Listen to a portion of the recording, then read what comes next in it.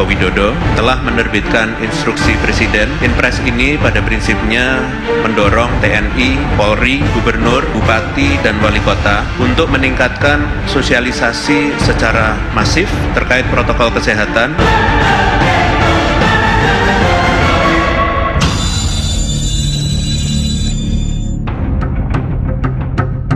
Instruksi Presiden atau Inpres nomor 6 tahun 2020 tentang peningkatan disiplin dan penegakan hukum protokol kesehatan dalam pencegahan dan pengendalian COVID-19 yang melibatkan TNI menuai polemik di ruang publik.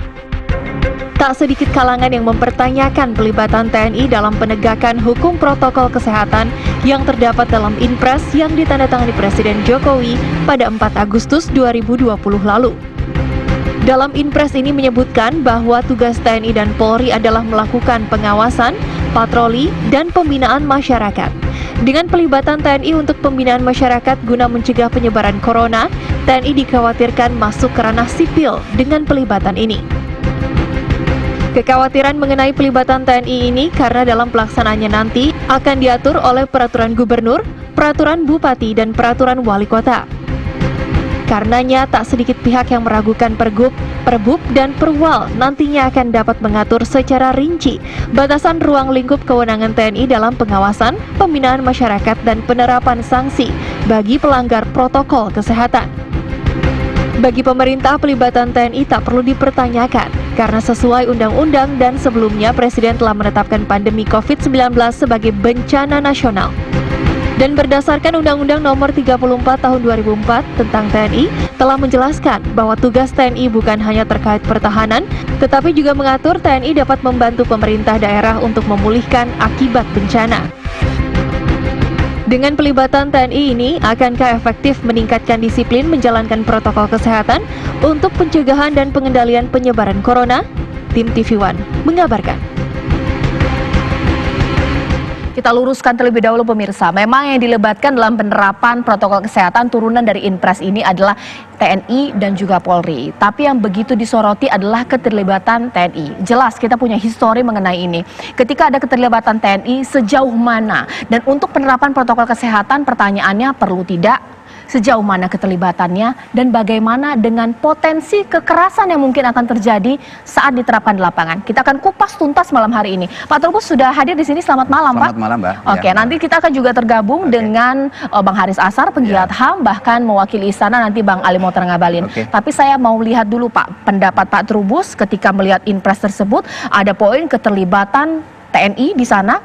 Kira-kira kalau melihat ini cukup pas, pantas, atau mungkin ada yang berlebihan dengan memasukkan unsur TNI dalam menerapkannya? Iya, menurut saya sih kebijakan untuk memasukkan TNI di situ itu menjadi kurang tepat. Karena apa?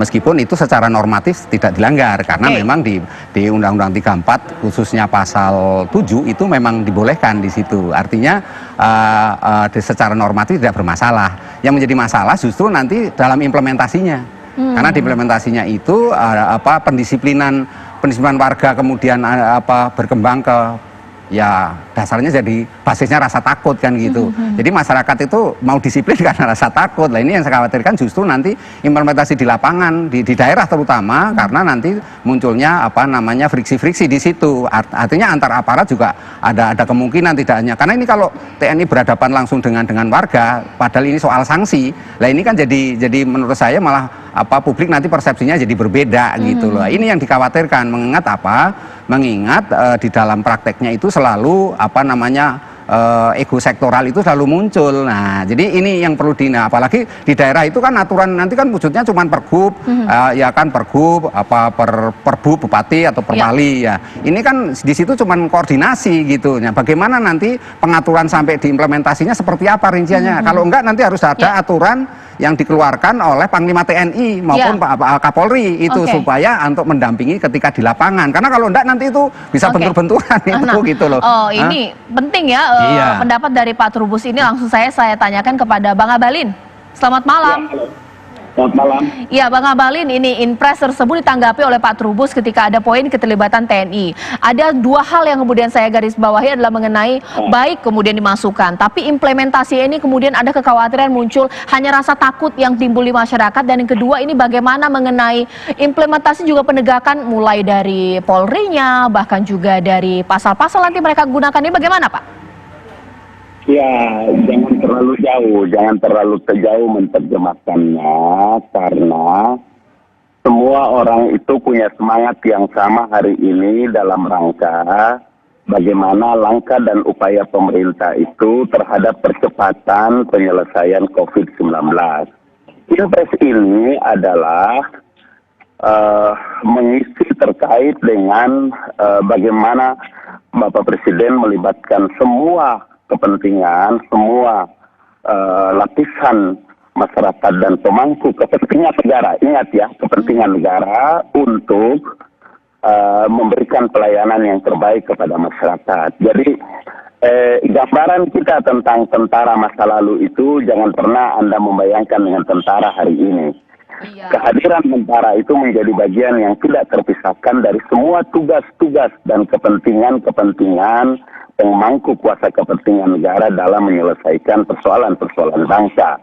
Oleh karena itulah siapa saja ya para cerdik, pandai, kawan-kawan yang memiliki latar belakang ilmu pengetahuan yang kita tidak ragukan kapasitas dan kapabilitasnya, kita berharap bisa memberikan suasana yang sejuk, suasana yang adem, suasana yang mengasihkan untuk kepentingan meyakinkan kepada publik dan masyarakat Indonesia atas apa yang sedang dan akan dilakukan oleh pemerintah. Itu satu.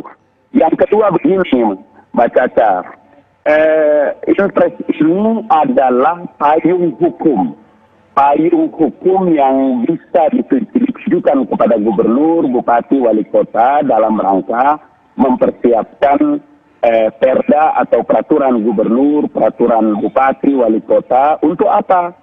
Untuk percepatan, ya, peningkatan disiplin dan penegakan hukum protokol kesehatan dalam mencegah dan mengendalikan COVID-19. Jadi sederhana aja pemahamannya. Jangan dibikin rumit, nanti rakyatnya panik, rakyatnya tambah bingung karena orang di atas itu bantah membantah. Tolong.